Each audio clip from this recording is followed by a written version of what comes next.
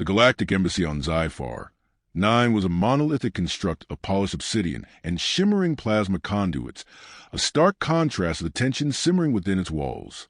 Inside, Ambassador Elias Carter sat across from General Varkal of the Zarkan Dominion, his expression carefully measured despite the veiled hostility in the alien's reptilian gaze. The air between them was thick with unspoken animosity, a silent war waged beneath the guise of diplomacy.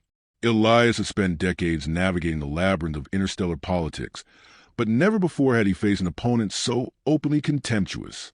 The Zarkan Dominion, an empire built on conquest, saw humanity's entrance into Galactic Council as an inconvenience, a fledgling species daring to sit among giants.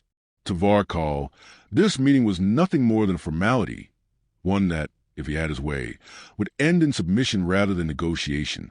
"You asked for peace," Varkal rumbled, his voice carrying the guttural rasp of a predator toying with his prey. "Yet you bring nothing to the table. No strength, no legacy. What reason do we have to acknowledge your demands?" Elias folded his hands, refusing to rise to the provocation. "Because war with Earth will cost you more than you realize. We may not have the reach of the Zarkan, but we are resourceful, resilient, and our alliances grow by the day." A cruel smile tugged at the corners of the general's maw, rows of serrated teeth flashing beneath the dim lighting. "Alliances? Do you think the other species will risk their stability for you?" He leaned forward, his massive frame casting a shadow over the table.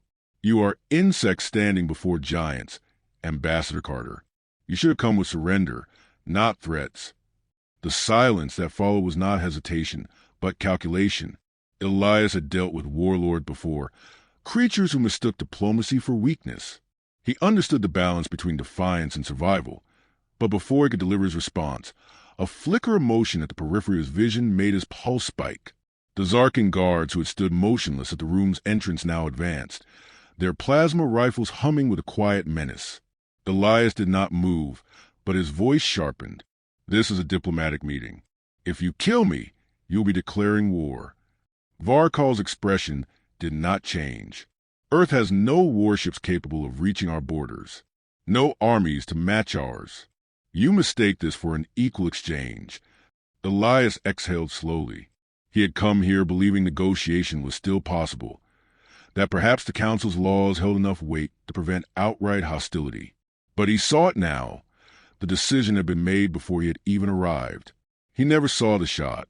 A sudden, searing pain tore through his chest, and the world tilted violently. The force sent him crashing against the back of his chair, his breath stolen by the shock. His vision blurred, but he registered the crimson bloom spreading across his suit, the acrid scent of burned flesh filling his nostrils. His fingers twitched as if they could still grasp at life, but his body refused to obey. As he fell, Varkal's voice reached him, distant and unyielding. "Earth will remember this as a lesson in humility." Darkness swallowed him before it could respond. On Earth, the news spread faster than any weapon could fire. Ambassador Elias Carter was dead, executed during peace talks, his body discarded like a warning. The Galactic Council, ever the bureaucratic monolith, issued statements condemning the act but offered no consequences. The Zarkan Dominion, untouchable in its might, dismissed the assassination as a necessary action. For Adrian Carter, the moment the broadcast ended, something inside him fractured. He sat in his family's home, a place that now felt hollow without his father's steady presence. The room was dim, save for flickering blue glow of the holographic display, where his father's final moments played on an endless loop across news networks. He had been away, deployed on a security assignment at a distant colony, when the attack occurred. Now, all that remained was the weight of loss and the cold rage seething beneath his skin. He had always admired his father's idealism, his belief that diplomacy could mend the fractures between empires. But Adrian had chosen a different path, one forged in steel and fire. As a tactical officer in the United Earth Alliance, he had seen firsthand the brutality lurking beyond their borders. He had trained for war, prepared for the day when the Council's words would fail. He had hoped, foolishly, that his father's way would prevail. Now he saw the truth. The Zarkan had not simply killed an ambassador. They had made a declaration, one Adrian intended to answer. His hands curled into fists as he stood, muscles coiled with a singular purpose. He had spent years sharpening his skills, perfecting the art of combat, infiltration, and strategy. His father had fought for peace.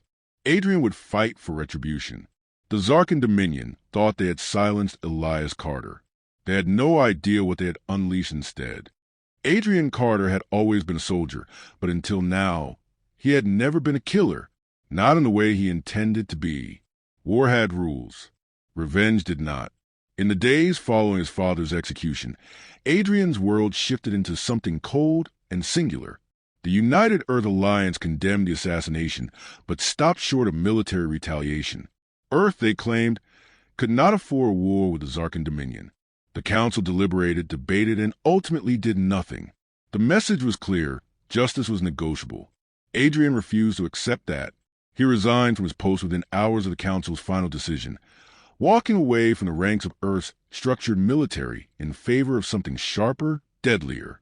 Official channels would never deliver the justice his father deserved. He would have to carve it out himself. The underground network was vast, stretching across the outer colonies and deep into the lawless sectors of space. Mercenaries, exiled officers, defectors. He found them in hidden stations and abandoned outposts, men and women who had no allegiance beyond their own cause. But he wasn't looking for an army. Armies fought wars. Adrian was preparing for something more precise, more personal. Drake Vaughn was the first, a former Special Forces operative, dishonorably discharged after a classified mission went south. He had the demeanor of a man who had lost faith in everything but violence, a reputation for getting things done when no one else could. Adrian found him in a backwater colony, running underground fights for credits and bloodlust. The moment Adrian stepped into the ring and put Vaughn on the floor with a single calculated move, he knew he had his first recruit. Kayla SYNN came next, a Zarkan defector. Her hacking skills were the kind that could tear through the Dominion's encrypted systems like wet paper. She had fled their ranks years ago, trading a life of servitude for one of secrecy. Finding her was harder than recruiting her.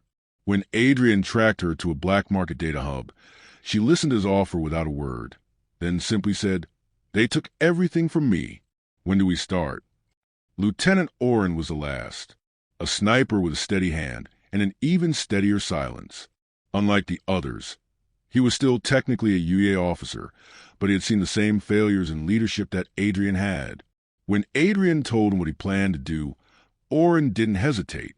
He simply packed his gear and said, "I'll cover you," with his team assembled. Adrian turned his focus to the plan. General Varkal was not untouchable. He was powerful, yes, feared, protected by the Dominion's strongest defenses. But Adrian had spent his career analyzing military strategies, dissecting weaknesses others overlooked. The Zarkan were arrogant. Their security relied on the belief that no one would dare challenge them. Adrian intended to prove them wrong. The plan was simple in theory, impossible in execution. Infiltrate Valkyr Prime, the Dominion's military stronghold. Locate Varkal. Kill him. Leave a message the galaxy would not forget. They needed a way in. Stealing a Zarkan vessel was the only option. Kayla worked her way through the Dominion's outdated security codes, securing false credentials, while Vaughn handled a more direct approach, acquiring the ship itself. The ambush was clean, efficient. The crew never saw them coming. Within hours, they had everything they needed to pass through Zarkan space undetected. Adrian sat in the cockpit, staring out into the abyss of stars. His father's voice echoed in his mind, a reminder of the man he'd been before all of this. Violence is never the first answer, but sometimes it's the only one left. He had wanted to believe in peace. He had wanted to believe that words could mend what war broke. But that belief had died with Elias Carter. Now, all that remained was the mission. As the stolen Zarkan ship slipped past the Dominion's outer defenses, Adrian allowed himself a single thought. Varkal had no idea what was coming. The Zarkan war fortress on Valkyr Prime loomed ahead, a sprawling monolith of blackened steel and pulse-powered defense grids. It was less a structure and more a statement, an unassailable bastion that warned intruders of their inevitable demise. The sky above it burned with the neon glow of patrolling warships, the ground below patrolled by elite soldiers bred for war. This was the heart of the Dominion's military might, the place where generals issued orders that crushed entire civilizations, the place where Adrian Carter would end Varkal. Inside the stolen Zarkan ship, the team made their final preparations. Kayla's fingers danced over the console, bypassing security measures in real time, feeding false clearance codes into the fortress's orbital defenses. "We have a 20-minute window before they notice something's off," she murmured, her voice edged with focus. "Then let's not waste it," Vaughn said, tightening the straps on his combat rig. His knuckles were already bruised from the earlier skirmish, but if anything, the pain only seemed to sharpen his anticipation. Adrian stood at the ship's exit hatch, watching the external cameras as the landing sequence initiated. The fortress doors yawned open to receive them, unaware of the death slipping past their gates. "Remember the plan," he said. "Silent, efficient. We reach Varkal without raising the alarm." No one disagreed, but he saw the hunger for battle in their eyes. None of them were here for diplomacy. None of them believed in second chances. The ramp lowered with a hiss of hydraulics, and the four of them moved like shadows, their stolen Zarkan armor giving them the perfect disguise. Inside, the corridors pulsed with dim red lighting, a labyrinth of reinforced steel and biometric scanners. Kayla led them through, disabling security locks with quick keystrokes, leading them deeper into the fortress. Every movement was calculated, every step measured. The first kill came swiftly. A Zarkan officer, pausing at control panel, never had time to register the blade that slit his throat. Vaughn caught the body before it hit the floor, dragging it into the shadows. The next guard was dispatched by Oren Silent's plasma shot, a perfect hole burned to the base of his skull. Adrian kept his own weapon holster for now, saving his energy for the one kill that mattered most. They reached an upper level overlooking the main war hall, where Zarkan generals gathered around a holographic war map. Hundreds of Dominion soldiers moved below, their guttural voices carrying as they discussed strategies for an upcoming invasion.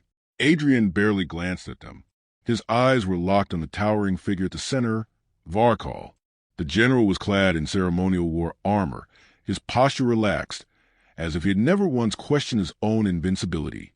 His voice was a low growl, issuing commands that would seal the fate of whatever world had the misfortune of standing in the Dominion's way.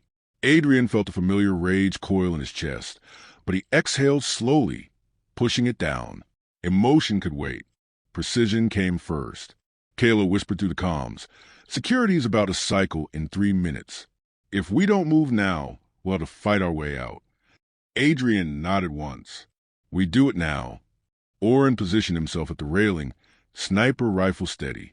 Vaughn and Kayla flanked Adrian as they descended into War Hall, slipping through the maze of soldiers unnoticed. The moment they reached the inner perimeter, Adrian signaled. Oren fired. The blast struck the central war console, sending sparks and flames into the air. Chaos erupted instantly. Soldiers shouted, scrambling for weapons, but Adrian was already moving. He leaped onto the raised platform where Varkal stood, drawing his blade in a fluid motion. The general barely had time to react before Adrian's strike came. The blade sliced across Varkal's armor, sparks flying as the metal resisted but ultimately gave way. The Zarkan stumbled back, more surprised than injured, his glowing yellow eyes narrowing as he registered his attacker. "You!" Varkal rumbled, recognition dawning. The diplomat's whelp. Adrian didn't speak. Words meant nothing here. Varkal lunged, claws swiping through the air with terrifying speed. Adrian dodged, rolling beneath the strike, coming up behind the general and slamming his blade into the gap between armor plates. The Zarkan roared, but it was not a cry of pain. It was fury.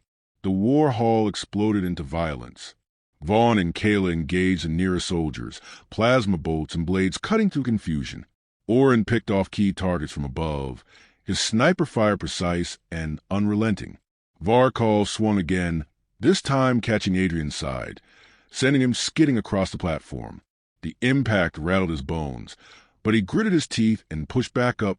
"You came all this way to die," Varkal sneered. Adrian wiped blood from his mouth, his grip tightening on his weapon.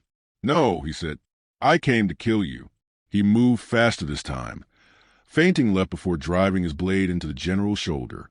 Varkal snarled, retaliating with a brutal backhand that sent Adrian reeling.